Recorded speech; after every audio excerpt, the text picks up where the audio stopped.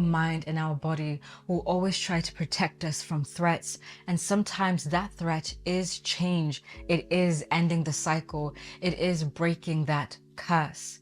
We're going to be looking at the 3 different systems that your body is using to stop you from making this change so that you know how to actually go about stopping the self-sabotage and breaking the cycle.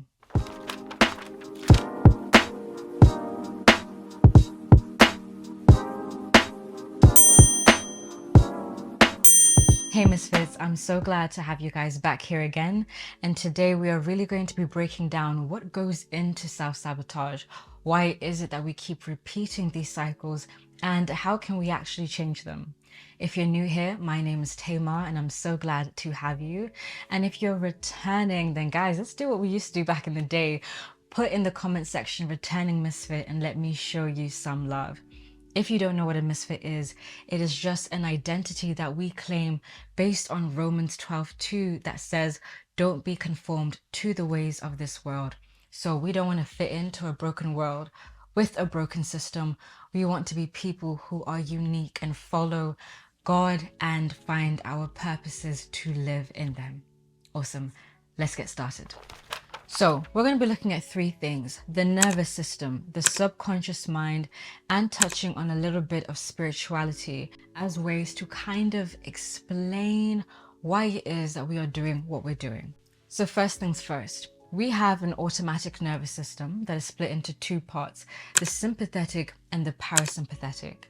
Now, the reason why a lot of us continue in these cycles of doing things that don't work for us, procrastinating, making bad decisions, getting into bad relationships, being bad with money, all of these things is because unknowingly we could be wanting to keep our body in a state that feels normal and natural to us. What do I mean? When we grew up, the stresses that we could have gone through, the situations, the things that we've seen our parents go through can cause our bodies to become regulated to a certain state. Meaning, if you were consistently in a state of fight or flight because your household was toxic, if you consistently had cortisol going through your body because you were stressed and because you saw your parents stressed, if you had adrenaline running through your body, then you could actually be addicted to being in that state, and your body can be so used to being in there that actually going into a place where you're successful, you're calm, you're loved and you're loving, that can feel very unusual to you. That peace that puts you out of the sympathetic into the parasympathetic, the rest, recovery, stable, that can be very uncomfortable. And so what we seek to do is we seek to replicate our past experiences. So if you get money today, you will splash it and spend it all and end up broke again. Even though you may have had a plan of what you want to do with the money, even though you know you want to be financially stable, and it is because your body is wondering, why do you want to put us in a state that actually feels more anxious than being anxious? Being nervous and uncertain can feel more comfortable than being calm. For example, let's say you are a student, right? And you know that this test is coming. You will wait and you will wait and you will wait until a night or 2 nights before the test, of which you will use all the adrenaline in your body to cram, right? To focus, because adrenaline allows you to do that. You will focus, you will cram, you will do the best that you can do. And then after that, you will crash. But the whole time you knew the test was coming. You could have set out your time. You could have made a routine to study, but why? The body would ask you why. That's so boring. That doesn't feel normal. That doesn't feel natural. I am used to working on adrenaline.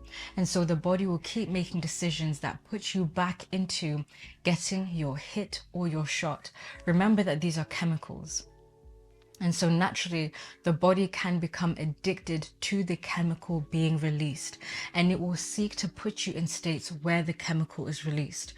You are addicted to stress, you will continuously put yourselves in situations where you can get a hit of cortisol. It's crazy to believe that your body can actually enjoy suffering. And so later on, we're going to talk about how you can begin to regulate your nervous system and, most importantly, learn to enjoy being uncomfortable. If you are seeking a better life, if you're seeking to change, you need to get used to being uncomfortable, because actually the blessings of the Lord can feel uncomfortable to somebody who's used to being cursed. Now, you have a subconscious mind. Now, the subconscious mind is actually what is mainly in charge of the way you live your life and the decisions you make and all these other things that go on in the brain. But what we're going to be focusing on is identity. You are looking to break cycles. You are looking to move into a higher dimension of living, of success, of achievement. However, your subconscious mind has a way that it sees you, has an identity that it has formed for you, and it will not allow you to do anything that challenges that. And if you do, it will cause resistance to get you to act in this way again. Now, this identity that you have for yourself has been formed over what your parents said about you, what people around you have said about you, how they treat you, and most importantly, what you have said about yourself and what you continue to say about yourself. Do you talk down to yourself? Oh, I never get it right. I'm such an idiot. I'm so bad with money. I'm broke. Okay. If you keep saying those things and some way, even a little bit, you believe in those things, the brain, the mind does not want to be wrong. It does not want you to do anything that proves it to be wrong. It wants to remain in a state of bias. And so the reason why you will continue in cycles, though you do not want to be in them, is because the brain says, I am the type of person who lives in this cycle. I am not the type of person who gets treated well in relationships. And so you will pick partners that do not treat you well. And you will make excuses for partners that do not treat you well. And you will put unnecessary hope in a change that is not coming, because your mind knows it's not coming, but it needs to remain in that state with that person. Financially, you will continue to make decisions that make you broke, even when you have the opportunity to make the decision that makes you wealthy. You cannot say, I want to create a very successful business, but at the same time, you believe that you never get things right. You believe that you cannot take risks, that every time you try something, things don't go well. So your mind, wanting to keep the way that it sees itself intact, will cause you to do things that sabotage. You wait for the very last minute. You make your application not as amazing as you could have made it. You think you are a poor student, so you behave like a poor student, which proves that you are a poor student. If you act in a different way to what you believe about yourself, you put yourself in this middle ground, which is cognitive dissonance, which is where what you believe and what is happening or what you are doing doesn't quite make sense. They are clashing. And this is where you find imposter syndrome happening with people. They may be amazing at what they do. They may be high achievers. They may earn the place that they are. However, the way they see themselves is not quite intact. Is not matching up with this. And so that cognitive dissonance causes them to then self-sabotage. Oh, I'm earning this much money, but I don't think I'm worthy of earning this much money. And so they start acting up at work for no reason. Wow, this person really likes me, but I don't think I'm a person worthy of love or really being liked. There must be something wrong with this person because they're not seeing me the way I'm meant to be seen. So they might not even be that good themselves. Sabotage the relationship. How you see yourself is very, very, very important. And it's within your power to change. We're going to talk about that at the end. But right now, we're just looking at the reasons why you could be self-sabotaging or staying in cycles. The next thing is kind of going into a spiritual place. And when I say spiritual place, I really mean more the way that the Bible explains it. And I quite love these two verses we're going to cover. And I use them all the time in my one-to-ones and even just my mentorships to explain some of the reasons why we do these things. And so there is a verse in James 1, 14. And it says, it talks about each person being led astray when they follow their own desires. Each man is led astray when he follows his own desires. And where you are being led through your actions, through your decisions, they are showing you what your real desire is. You say, I want to be successful. But look at what you're doing, and what you're doing is showing us that actually you desire to be accepted. You desire to fit in. I desire to be a high performer, but look at what you're doing. What you're doing actually shows us and reveals to us that you desire to be comfortable, because a high performer and somebody who is comfortable, their fruit is not the same. And so you are led away from your aspirations because of what your desires actually are. Does this make sense? A desire for comfort, for control, for validation will take you away, lead you astray from things that will cause you to be successful, to be loved, and to love deeply, and to have breakthroughs. Next verse that I want us to take a look at is James 8. A double-minded man is unstable in all of his ways. Are you unstable and repeating cycles? Maybe you are double-minded. And by this I mean, maybe you don't actually know what it is you want. Maybe you think it would be amazing to be out of this cycle. It would be amazing to fully begin to live this life. It would be amazing to be in this place. However, you also think, I kind of enjoy this. I don't really know if I'm ready to give this up. I don't really know if I have what it takes.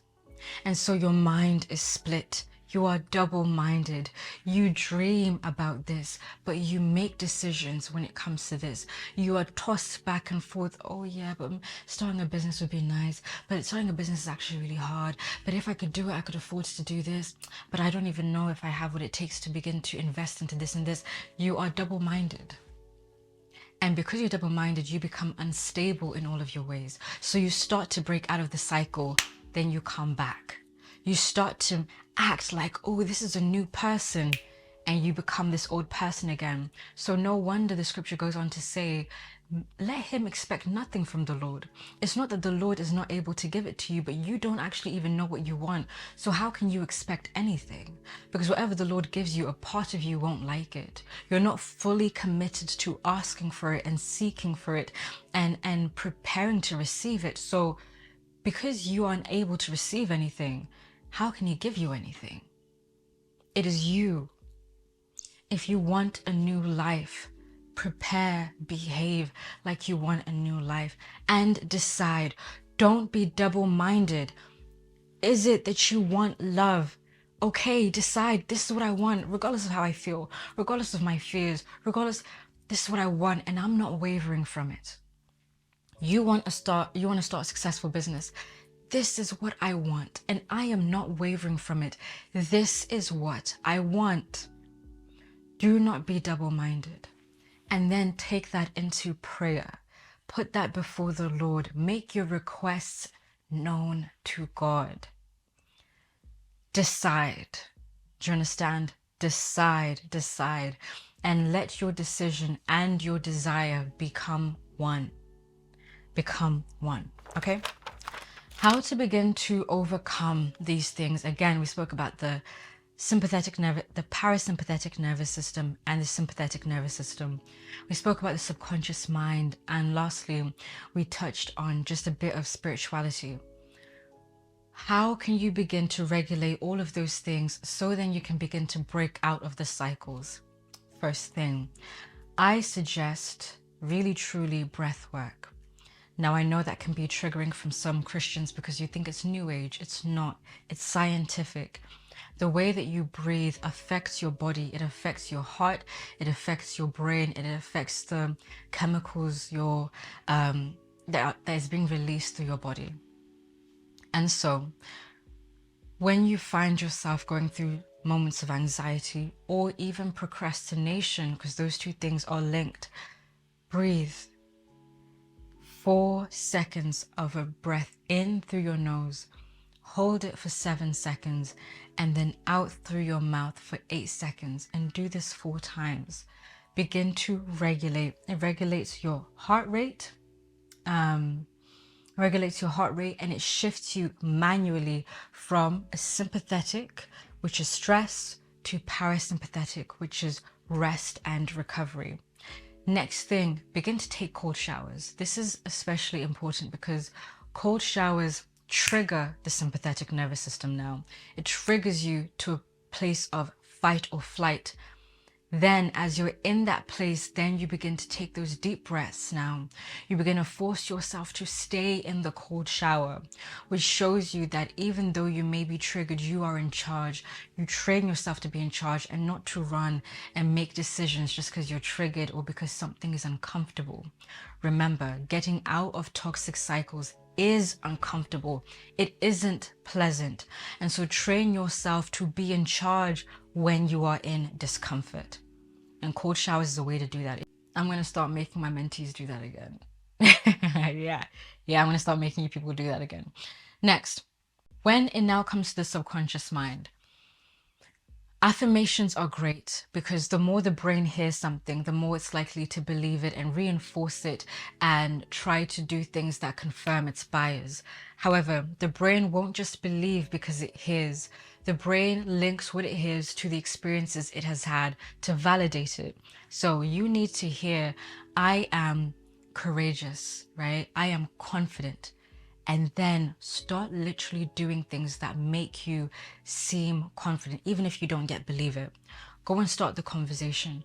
Go and talk to the person. Go and do something that a confident person would do. And the brain will take what you've said. It will take how you're acting, link them together and begin to produce some more of that by reducing the fear now. It doesn't see talking to people as a threat. And you will begin to see that manifest in your life.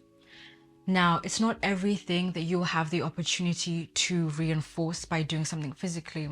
And this is when you take in visualization. Because the brain doesn't actually know the difference between something that's very vividly visualized and something that has happened in real life. Why? Because in a visualization, you actually feel the emotion sometimes. Your body actually reacts as though that stimuli is in front of you. And so you take that.